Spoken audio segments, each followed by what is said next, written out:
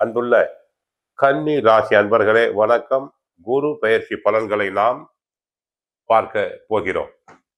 குரு பகவான் தங்களுக்கு நான்காம் இடமாகிய சுகஸ்தானத்திற்கும் 7ஆம் இடமாகிய கலஸ்திரஸ்தானத்திற்கும் உரியவர். இதுவரை 10ஆம் இடத்தில் இருந்து தொந்தரவு செய்த குரு பகவான் லாபஸ்தானம் செல்கிறார். நன்மை. குரு தங்களுடைய 3ஆம் இடத்தை பார்க்கிறார், விருச்சிக ராசியை. சகோதர உறவில் மேன்மை உண்டாகும். 5ஆம் இடத்தை பார்க்கிறார், மகர ராசியை பார்ப்பதால் பிள்ளைகள் நன்றாக இருப்பர், வீட்டில் சுபகாரியங்கள் நடைபெறும். 7ஆம் இடத்தை பார்ப்பதால் கணவன் அல்லது மனைவி நன்றாக இருப்பார்கள். சனி 7இல் கண்ட சனியாக இருக்கிறார். கேது 12இல், ராகு 6இல் இருக்கிறார்கள்.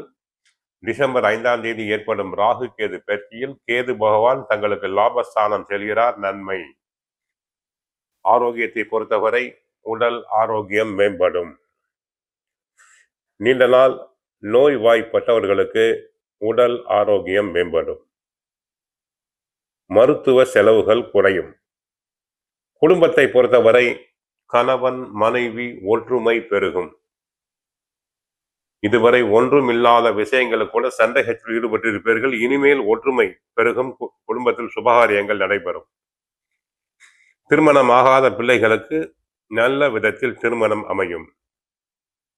உத்தியோகத்தை பொறுத்தவரை சிறப்படைவீர்கள்.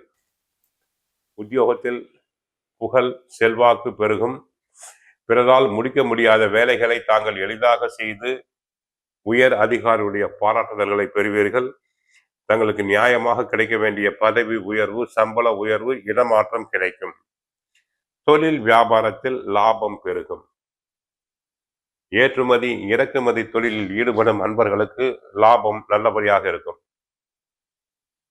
சிலர் வியாபாரம் சம்பந்தமாக அயல்நாடு சென்று வரலாம்.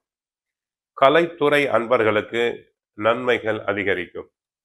சிலர் கலை நிகழ்ச்சிகளுக்காக வெளிநாடு வெளிமாநிலங்கள் சென்று வரலாம்.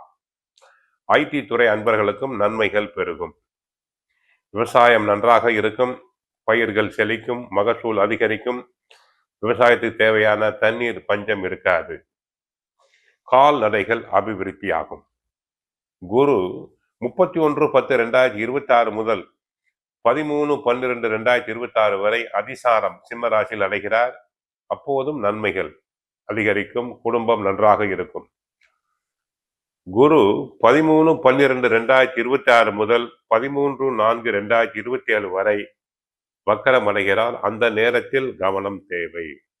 குடும்பத்தில் ஒற்றுமை குறையக்கூடும். தங்களுடைய உடல் நலம் பாதிக்கும். தினமும் பகவத்கீதை படியுங்கள், சுந்தரகாண்டம் படியுங்கள். நன்மைகள் பெருகும். அனைவரும் நன்றாக இருக்க வாழ்த்துக்கள். ஹரே கிருஷ்ணா, ஹரே கிருஷ்ணா.